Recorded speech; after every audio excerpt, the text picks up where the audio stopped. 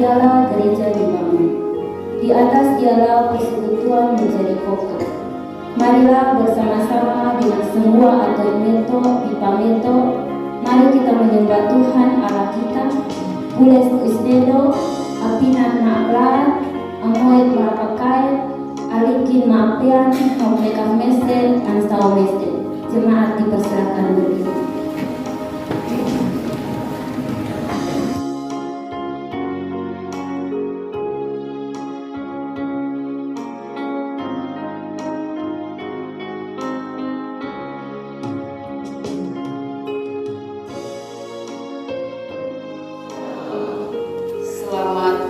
Pagi, selamat berjumpa lagi di bulan Mei, minggu yang pertama, dan kita ada dalam nuansa etnik. Bapak Mama, Bapak Saudara yang terkasih, kalau minggu yang lalu kita baca dari pertama Petrus pasal 1 ayat 3 sampai ayatnya yang ke-12, berbicara tentang pengharapan iman dan kasih. Lalu kemudian kita hari ini ada di pasal yang kedua, tetap masih kepada jemaat yang sama, dalam pergumulan yang sama. Rasul Petrus memberikan surat ini sebagai surat untuk menguatkan, sebagai penghiburan atau surat pastoral bagi jemaat yang ada di perantauan, sebagai jemaat pendatang. Bapak Mama, Bapak Saudara yang terkasih, kita tahu bahwa ada syarat penderitaan, ada begitu banyak penderitaan karena status mereka sebagai pendeta. Mereka ini bukan berasal dari satu daerah atau satu suku atau satu keluarga saja, melainkan mereka ini dari berbagai latar belakang daerah, latar belakang suku, latar belakang budaya, dan latar belakang keluarga. Mereka berbeda satu dengan yang lain, tetapi yang sama adalah mereka percaya kepada Kristus. Sehingga mereka ini disebut sebagai jemaat yang baru, jemaat yang percaya kepada Kristus. Dan saudara sebagai pengikut Kristus yang disebut agama Kristen, pada waktu itu juga agama Kristen ini dianggap sebagai agama misteri, sebagai agama yang dibenci. Itu otomatis bahwa mereka sebagai pengikut pun juga akan dibenci. Sehingga ada banyak tekanan, ada banyak penderitaan, dan karena latar belakang inilah maka Petrus memberikan surat ini. Surat untuk supaya mereka harus tetap kuat. Karena apa Bapak Mama? Rasul Petrus melihat bahwa penderitaan ini ada potensi untuk mereka bubar. Penderitaan, tekanan-tekanan yang mereka alami ini ada potensi untuk mereka menjadi murtad. Ada potensi untuk mereka saling menyalahkan satu dengan yang lain. Ada potensi untuk saling menfitnah. Oleh sebab itu, Rasul Petrus merasa penting sekali supaya potensi-potensi yang bahaya ini harus segera dicegah. Maka Petrus bilang melalui surat ini, dia menyampaikan ada solusi, ada nasihat dengan cara dia mengatakan, jadikanlah Yesus Kristus sebagai batu pencuru bagi persekutuan jemaat yang berbeda dan sebagai jemaat pendatang. Tetap harus jadikan Yesus sebagai batu pencuru. Bapak Mama, Bapak Saudara, dalam liturgi kita itu disebut Yesus sebagai batu pencuru. Atau dalam bacaan kita menemukan di situ mengatakan bahwa Yesus disebut sebagai batu yang hidup, tetapi yang dibuang oleh manusia. Tetapi kemudian dia menjadi batu pencuru. Apa maksudnya? Saudara, batu pencuru adalah batu besar. Ini yang bisa jelaskan, yang tahu itu tukang bangunan, arsitek. Kau tahu kalau kita bangun sebuah bangunan, batu yang besar itu ditempatkan pada sudut fondasi dari suatu bangunan. Kemudian batu itu dihubungkan dengan bagian ujung tembok dengan tembok sebelahnya sehingga keduanya menyatu. Bapak Mama, ada pernah terjadi suatu peristiwa orang bangun rumah, mereka sudah bangun tembok, tapi di tembok ini baru hanya sebelah saja. Mereka sudah kasih naik batu, lalu kemudian mereka istirahat untuk makan. Ketika mereka istirahat makan, tiba-tiba bunyi besar dan mereka lihat itu bangunan, itu batu yang tadi mereka sudah susun itu roboh. Banyak orang yang lari keluar karena dengar bunyi yang besar. Dan ternyata memang dia baru hanya berdiri satu sisi saja, belum dipertemukan. Jadi belum ada pengait, tidak ada yang memperkokoh, sehingga itu tembok yang telah dibangun itu dia roboh. Tidak ada batu penjuru di situ yang mempertemukan, yang mengikat. Nah, Bapak Mama, Bapak Saudara yang terkasih, kenapa Petrus bilang Bosok harus tetap percaya kepada Yesus sebagai batu penjuru? Ketika ungkapan Yesus sebagai batu penjuru itu berarti Yesus menjadi jembatan manusia dengan Allah. Tanpa Yesus sebagai batu penjuru, manusia tidak akan dapat berjumpa dengan Allah, tidak akan dipertemukan. Ungkapan Yesus sebagai batu penjuru itu berarti bahwa Yesus mempertemukan, Yesus memperkokoh, mengokohkan persekutuan. Dan juga saudara dalam bacaan bilang Yesus sebagai batu penjuru yang membawa orang dari kegelapan kepada terang yang ajaib. Dia menopang persekutuan umat yang dipilih sebagai batu hidup yang dipakai untuk pembangunan rumah rohani. Nah, ini Bapak Mama, ini yang kau bagian. Rasul Petrus bilang kepada itu jemaat pendatang, jemaat perantauan, Bosok harus tetap percaya kepada Yesus sebagai penjuru, supaya bosok itu menjadi batu-batu yang hidup, supaya bosok berguna, dan supaya bosok bisa dipakai untuk pembangunan rumah rohani. Maksudnya apa?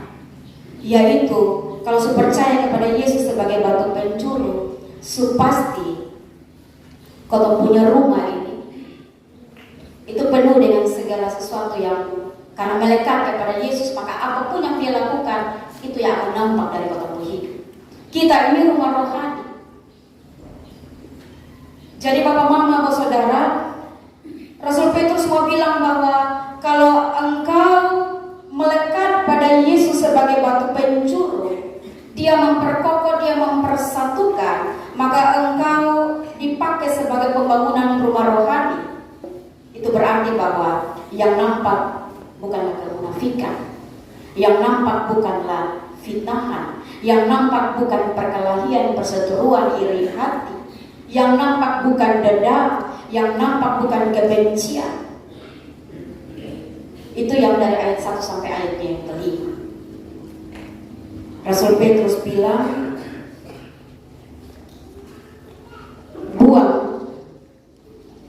buang segala macam kemunafikan, kedengkian dan fitnah, dan jadilah seperti bayi yang baru lahir yang selalu ingin akan air susu yang murni dan yang rohani. Yang lain-lain dia sampai mau, dia hanya mau susu yang murni. Dan kalau sebagai bayi rohani, untuk supaya bisa terbangun rumah rohani, maka harus senantiasa suka akan yang rohani. Maka pasti yang namanya kemunafikan, kedengkian, fitnah dan lain sebagainya itu sangat ada dalam rumah rohani ini. Bapak Mama, itu yang dinasihatkan oleh Rasul Petrus. Pertanyaan bagi kita, bagaimana dengan kampung hidup? Rasul Petrus bilang kalian harus menjadi batu-batu hidup supaya dipakai untuk pembangunan rumah rohani. Karena apa? Karena sudah mengecapi kebaikan Tuhan. Ayat yang keberapa? Ayat ketiga kalau tidak salah. Jika kamu benar-benar telah mengecap kebaikan Tuhan, kalau benar-benar sudah maka segala sesuatu yang menjadi kemunafikan, kedengkian, fitnah dan sebagainya itu harus potong kasih keluar. Sonde boleh potong pendam, sonde boleh potong pelihara. Bapak Mama, potong sudah rasakan Tuhan pun kebaikan kok? Sudah. Kebaikan Tuhan kalau potong mau hitung dengan potong pun jari yang 10 ini, soalnya akan sampai, artinya dia akan lebih. Kalau potong mau hitung-hitung Tuhan kebaikan. Yang mungkin potong bilang, son sampai paling hanya 3 sah. Karena yang nanti berikut yang 7 ini hanya banyak penderitaan saja, hanya banyak kesedihan, duka saja yang ada. Tetapi kalau saudara masih berdiri sampai dengan hari ini, masih bisa bernapas, itu kebaikan Tuhan. Kalau kita sudah merasakan kebaikan Tuhan, maka selanjutnya Rasul Petrus bilang, kau harus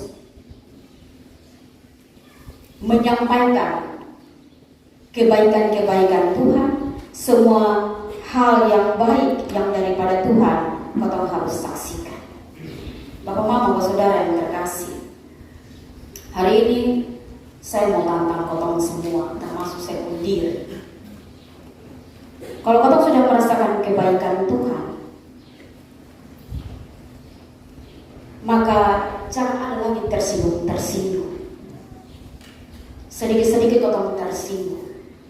Coba kalau kau pikir-pikir tentang kau punya perbuatan, kau punya perkataan, kau punya cara berpikir, kau punya tindakan.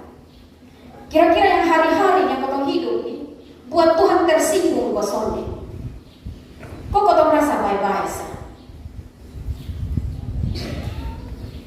Saudara, kalau Tuhan mau tersinggung, dia bukan tersinggung sedikit-sedikit, tapi dia tersinggung banyak. Karena apa yang kau lakukan. Tetapi kau tahu ini hanya karena kau bilang, soal beda agak tersinggung dengan dia, agak tersinggung sedikit, beda agak tersinggung sedikit dengan dia, tetapi dia biar tahun, dia berjalan tahun. Yang kau tahu omong ini sedikit saja, biar tersinggung dia sedikit. Tetapi sampai tahun 2023 kau tahu masih pemarah. Bahkan majelis juga masih pemarah. Bapak Mama lihat dulu sama-sama berdampingan. Tetapi ada yang pemarah sampai dengan hari ini. Itu yang kau bilang, kau sudah mencapai kebaikan Tuhan. Lalu kau mau apa kepada jemaat? Kau mau menjadi contoh, menjadi teladan apa? Apakah kau batu-batu hidup atau kau batu-batu mati? Kau bilang tersinggung sedikit saja, tetapi itu berkepanjangan. Memang kau harus majelis, harus ketemu diri sebagai pelayan Tuhan. Tetapi ada juga di jemaat. Tetapi yang sekarang kau duluan kau diri, yang omong Tuhan pun firman Tuhan perkataan Tuhan pun kebenaran. Kalau omong soal jemaat pasti nanti ada banyak hal saja yang menjadi kesalahan majelis.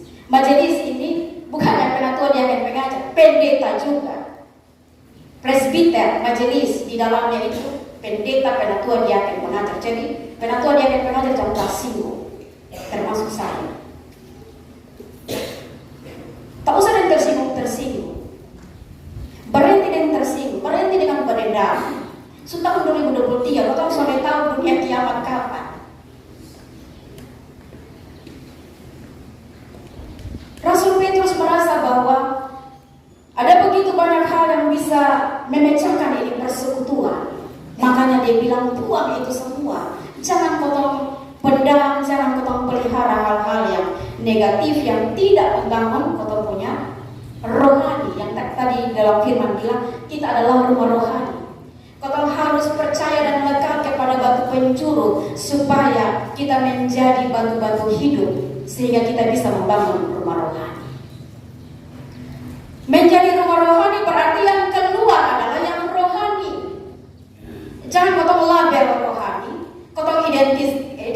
urusan rohani, tetapi yang keluar itu jawab sudah.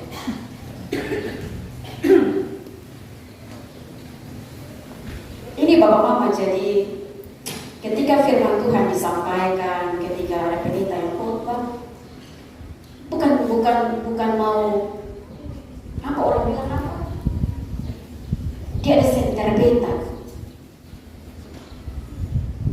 Kemudian kotong tersinggung dan kotong bilang apa-apa nak bawa di khotbah. Juga kotong mau ngomong apa?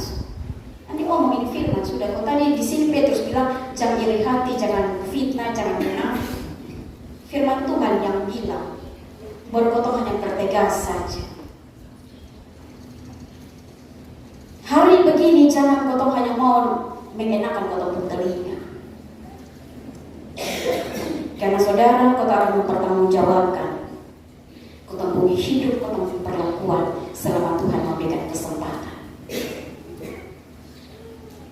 Selama Tuhan masih memberikan kesempatan, itu artinya bahwa kota memperbaiki diri. Kalau sumater, kota bisa lagi perbaiki diri. Sumati, kota bisa berdoa lagi kepada Tuhan.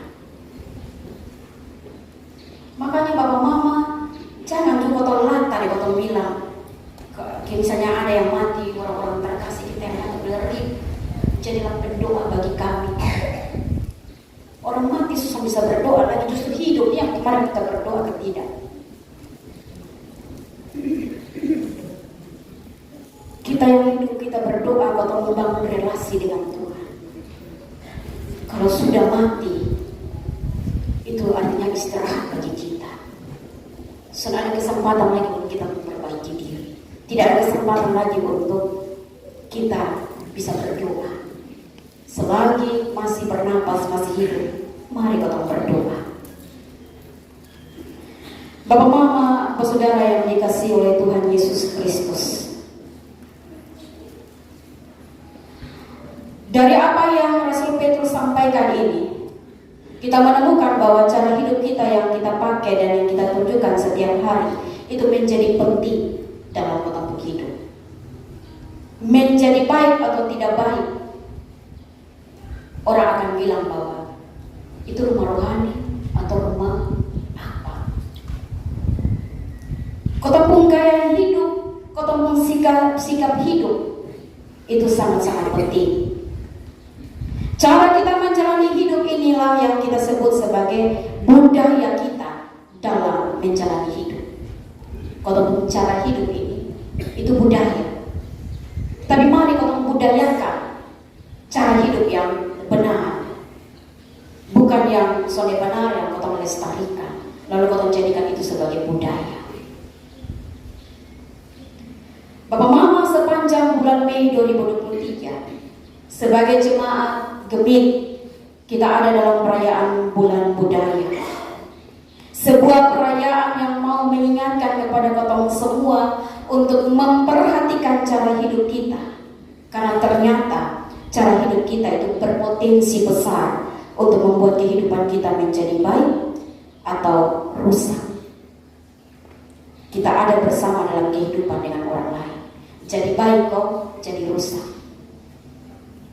Melalui surat ini juga Rasul Petrus mengingatkan kita bahwa sebagai jemaat Kristus, keberadaan diri kita adalah seperti batu penjuru. Ada untuk mengokohkan persekutuan hidup orang bersaudara yang mencintai damai dan bukan mencintai kejahatan. Sebagai batu penjuru, sebagai batu-batu hidup, kita harus saling menopang persekutuan ini, dan kita mengikat, saling mengikat, walaupun kita berbeda daerah, walaupun kita berbeda suku, kita berbeda budaya. Dan karena itu Bapak Mama menjadi pendatang untuk dapat hidup bersama sebagai saudara, karena keberadaan kita adalah sebagai batu penjuru. Semua pendatang karena ketemu asal bukan dari sini. Jadi kalau biasa orang bilang lu pendatang, jadi Jangan pimpin-pimpin sang kotor. Lu pendatang jadi jangan baato-baato. Kotor yang tahu asli anak tanah. Jadi kotor yang tahu bahwa potong sebuah pendatang. Menjadi pendatang untuk dapat hidup bersama sebagai saudara, karena potong keberadaan sebagai batu penjuru, yaitu mengikat dan mempersatukan untuk hidup dalam kedamaian. Jika kau mengakui keberadaan kita sebagai umat kepunyaan Tuhan, yang sudah lahir baru, yang sudah mengecap kebaikan Tuhan, yang sudah dilayakkan oleh Tuhan Yesus, yang sudah dipilih, yang sudah dibawa dari gelap kepada terang, yang sudah mendapatkan belas kasihan Tuhan, maka hidup kita adalah hidup bukan untuk diri sendiri, melainkan sebagai batu hidup yang turut andil dalam pembangunan rohani bagi orang lain. Kota pembacaan firman Tuhan ayat yang ke-9 bilang, kamulah bangsa yang terpilih, imamat yang rajani, bangsa yang kudus, umat kepunyaan Allah sendiri, supaya kamu memberitakan perbuatan-perbuatan yang besar dari Dia. Saudara dan saya dipilih, dilayakkan menjadi imamat yang rajani untuk apa? Untuk menyatakan kebesaran Tuhan lewat kota punya rumah rohani. Lewat saudara dan saya, kota harus jadikan kota punya hidup ini sebagai rumah rohani untuk memberitakan perbuatan-perbuatan besar Tuhan. Jadi saudara-saudara yang terkasih, belajar dari batu penjuru, kita menjadi batu-batu hidup dan bukan batu-batu mati, apalagi menjadi kepala batu. Bertobat sudah untuk saya dan saudara. Amin.